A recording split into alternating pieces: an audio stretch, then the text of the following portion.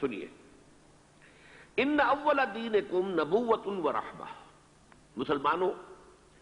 تمہارے اس دین کا جو پہلا دور ہے وہ نبوت اور رحمت ہے، یعنی میں خود موجود ہوں بنفس نفیس تمہارے مابین، نبوت موجود ہے تمہارے مابین، اور میں تو رحمت للعالمین بنا کر بھیجا گیا ہوں۔ تو ان اول دینکم نبوۃ و رحمہ وتکون فیکم ما شاء اللہ ان تکون ثم یرفع اللہ جل جلالہ، اور یہ رہے گی نبوت و رحمت تمہارے مابین جب تک کہ اللہ چاہے گی کہ وہ رہے، پھر یہ کہ اللہ تعالیٰ اس کو اٹھا لے گا، یعنی میرا انتقال ہو جائے گا۔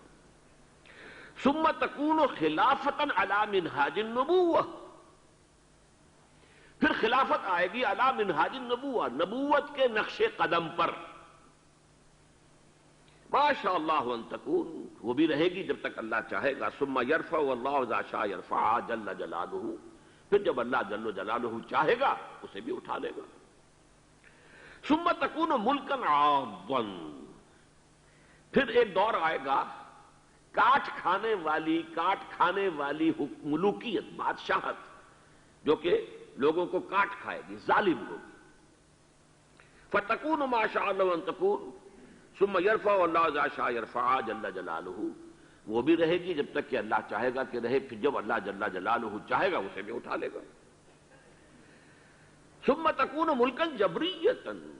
پھر ایک اور ملوکیت آئے گی، مجبوری والی ملوکیت۔ فتکون ما شاء اللہ ان تکون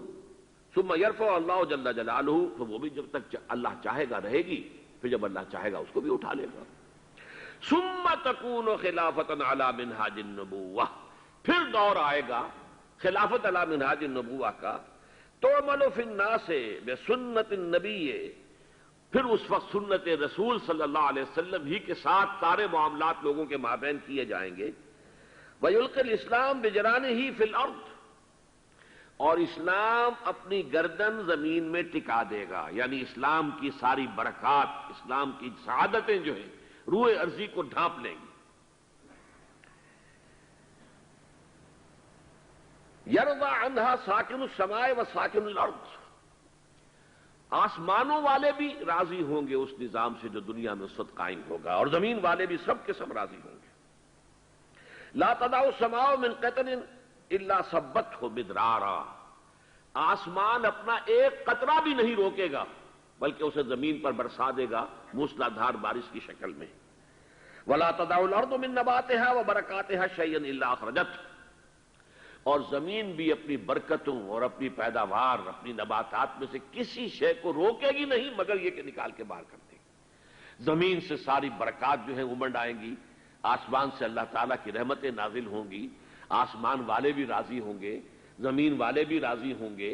اللہ کے نبی کے مطابق، سنت کے مطابق جو ہے سارے معاملات طے ہو رہے ہوں گے۔ یہ دور بھی آئے گا خلافت علی منہاج النبوہ کا۔ میں یہاں صرف تھوڑا سا اضافہ کر دوں کہ جس کتابچے کا میں نے حوالہ دیا ہے اس میں ہم نے وہ احادیث بھی نقل کر دی ہیں، اس وقت میرا وہ موضوع نہیں ہے لہذا میں وقت اس میں صرف نہیں کر سکتا، کہ جب دوبارہ یہ دور آئے گا خلافت علی منہاج النبوہ کا تو یہ آفاقی ہوگا، عالمگیر ہوگا، کل روئے ارضی پر محیط ہوگا۔ حضرت ثوبان رضی اللہ تعالیٰ عنہ کی روایت ہے مسلم شریف کی، ان اللہ زوالی الارض، اللہ نے میرے لیے ساری زمین کو لپیٹ دیا، فرائیت مشارقہا و مغاربہا، تو میں نے اس زمین کے سارے مشرق دیکھ لیے، سارے مغرب دیکھ لیے۔